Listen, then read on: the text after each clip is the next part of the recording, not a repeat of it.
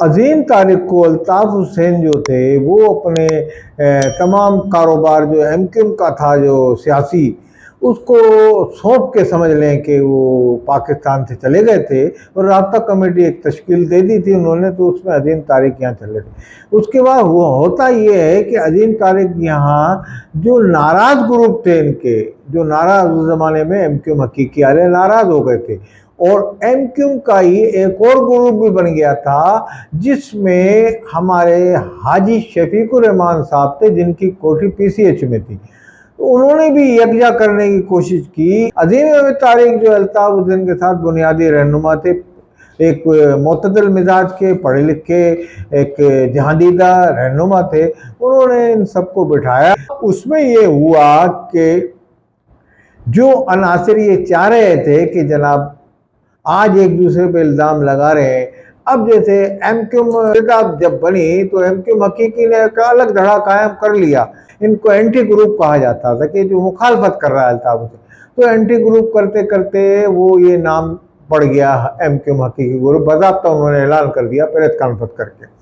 تو یہ حاجی شفیق الرحمان کی رہائش گاہ پہ اجلاس ہوا، اس میں یہ اتفاق ہوا کہ بھئی آپس میں سب مل کے آفاق کو ملائیں۔ کوشش کی عظیم تاریخ نے کہ یار تمام لوگ ایک جگہ پہ بیٹھیں اور آپس میں مل بیٹھ کے چلیں۔ اس کے بعد ہوتا یہ ہے کہ عظیم تاریخ کو گھر میں قتل کر دیا جاتا ہے۔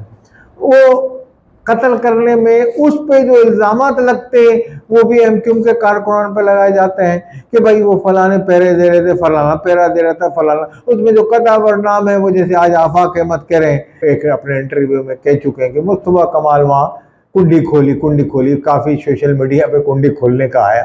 اب آپ یہ دیکھیے کہ بھائی عظیم احمد تاریخ کو مارنے سے فائدہ کس کا ہوا؟ فائدہ تو کسی کا نہیں ہوا، فائدہ تو تنظیم کو نقصان پہنچا، یہ ہوا۔ تو وہ جو تنظیم کو نقصان پہنچا وہ اس کے بعد آج تک پہنچتا چلا آ رہا ہے۔ ہم یہ کہتے ہیں کہ الزامات کی سیاست ختم ہونی چاہیے۔ اب موقع یہ آ گیا ہے کہ اس طرح کے ماضی کے الزامات ایک دوسرے پہ نہ لگائے جائیں۔